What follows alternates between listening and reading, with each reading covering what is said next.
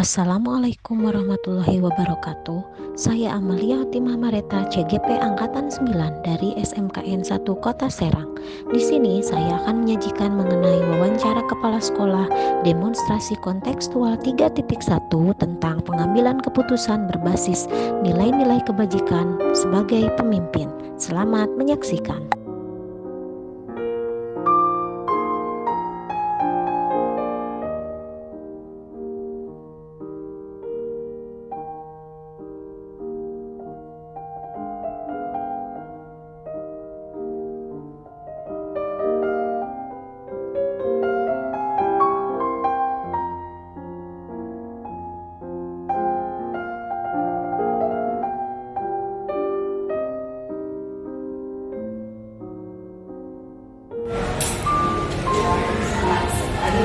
Selamat pagi Ibu.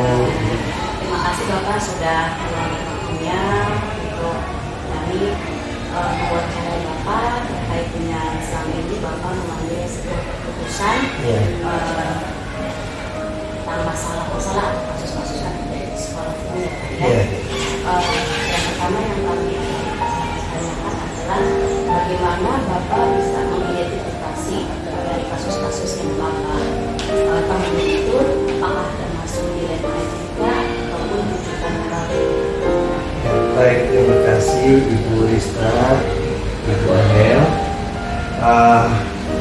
Kepemimpinan itu memang tidak akan pernah lepas dari berbagai macam permasalahan yang dihadapi. Masalah itu bukan untuk dihindari, tetapi untuk diselesaikan. Nah, supaya kita tepat dalam menyelesaikan sebuah masalah, maka kita harus mampu membedakan mana masalah yang dikategorikan sebagai dilema etika. Jadi masalah itu ada kadangkala sebetulnya benar dua-duanya, tetapi bagaimana seorang pimpinan itu bisa mengambil keputusan yang tepat dari sebuah permasalahan yang dua-duanya benar. Lalu bagaimana Bapak dalam mengambil keputusan tersebut? Ya. Baik, ketika masalah itu sudah saya identifikasi bahwa ini saya kategorikan sebagai kasus dilema etika, maka saya biasanya mengambil posisi untuk melihat skala prioritas mana yang perlu saya kerjakan, mana yang perlu saya putuskan, gitu ya. Nah, pertimbangannya adalah bukan pertimbangan saya selaku pribadi, tetapi juga pertimbangan secara organisasi. Apakah keputusan ini akan berdampak cukup serius manakala saya ambil menjadi sebuah kebijakan. Kemudian Bapak terkait dari tadi yang sudah Bapak utarakan, langkah-langkah atau prosedur apa yang biasa Bapak lakukan selama ini? Langkah-langkah yang biasanya saya lakukan adalah betul-betul harus dipelajari dulu ya, masalahnya itu apa. Lalu yang kedua, juga mencari kiat-kiat atau cara-cara untuk penyelesaian masalahnya. Lalu juga harus melihat dampak manakala problema ini akan diselesaikan. Lalu yang ketiga, kita juga harus melihat bahwa masalah yang diputuskan ini adalah alternatif terbaik yang memang sudah kita pertimbangkan sedemikian rupa. Kemudian hal-hal apa saja yang selama ini Bapak anggap efektif dalam pengambilan keputusan dari kasus-kasus dilema etika? Ya, baik, terima kasih. Nah, efektif tidak efektifnya sebuah keputusan ya, itu tergantung juga dari bagaimana cara kita mengkomunikasikan kepada masyarakat sekolahan, gitu ya. Di samping apa yang sudah saya jelaskan sebelumnya, kita harus punya harus punya kemampuan untuk mengidentifikasi masalah, lalu kita betul-betul pahami betul masalah itu secara detail, gitu ya, sehingga kita tahu persis bahwa masalahnya ada pada titik ini. Kemudian Bapak berlanjut hal apa saja yang selama ini yang Bapak temui berupa tantangan dalam pengambilan keputusan pada kasus dilema etika pimpinan harus mampu mengambil keputusan mana yang bisa membawa dampak yang jauh lebih baik, gitu ya. Tinimbang misalnya saya biarkan saja. Sekali lagi ini dilema etika. Jadi ada satu kelompok yang ingin ada perubahan, ada kelompok lain yang tidak ingin ada perubahan, gitu kan. Tetapi kepala sekolah harus mampu menjembatani dua kepentingan tersebut, karena dua-duanya benar. Mana yang harus diambil? Yang harus diambil oleh pimpinan adalah kemaslahatan bagi semuanya. Kemudian Bapak untuk penyelesaian kasus tersebut, apakah ada jaga khusus untuk Bapak menyelesaikan, ditunda atau apa? Ya, baik. Saya ingin sampaikan begini ya.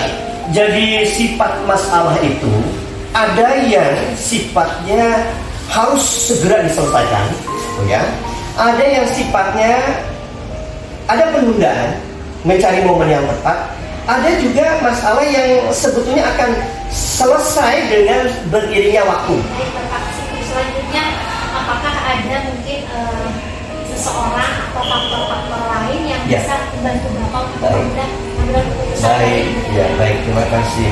Jadi seorang pimpinan itu pasti juga punya referensi ya. Referensi itu bisa dari mana saja, baik itu dari tokoh-tokoh yang pernah dibacanya, ya, gitu. Karena banyak sekali referensi tentang kepemimpinan. Atau juga memang dia punya figur orang-orang tertentu, gitu ya. Bisa itu seniornya, misalnya saya seorang pimpinan, dulu saya punya senior dalam pengambilan keputusan seperti ini, atau kepala dinas, atau mungkin pimpinan daerah sekalipun. Terakhir ya Bapak, dari semua hal yang telah disampaikan, pembelajaran apa yang Bapak bisa ambil dari semua keputusan atau hasil dari Bapak mengambil keputusan dari hal-hal yang terkait dilema-dilema yang terjadi? Baik, dan kita harus punya prinsip, ya, tetap bekerja dengan baik, ya, walaupun kebaikan kita itu ya tidak bisa diterima oleh orang lain. Karena sebaik-baiknya orang, terkadang ada orang yang tidak suka. Baik Bapak, terima kasih Pak atas waktunya, kesempatan kami untuk mewawancari Bapak sebagai kepala sekolah SMK itu. Mudah-mudahan kami sebagai guru penggerak nanti ke depannya bisa mencoba kepada Bapak, pribadian Bapak, cara pemilihan Bapak, bisa kami lakukan dengan lebih baik ke depan. Dan semoga Bapak ke depannya jadi panutan untuk kami semua.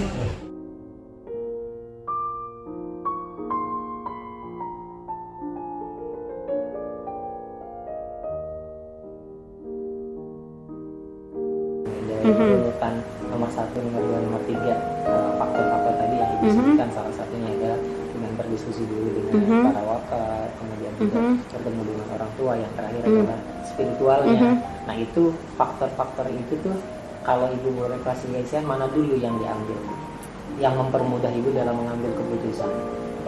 Kalau ibu tetap yang pertama berpikir spiritual itu nomor 1 dulu ya, artinya itu nomor 1 dulu. Kalau kita minimal saja sederhana malamnya sudah berdoa untuk pengambilan keputusan itu salah benarnya menanti gitu. Nah baru faktor kedua itu tingkat manajemen.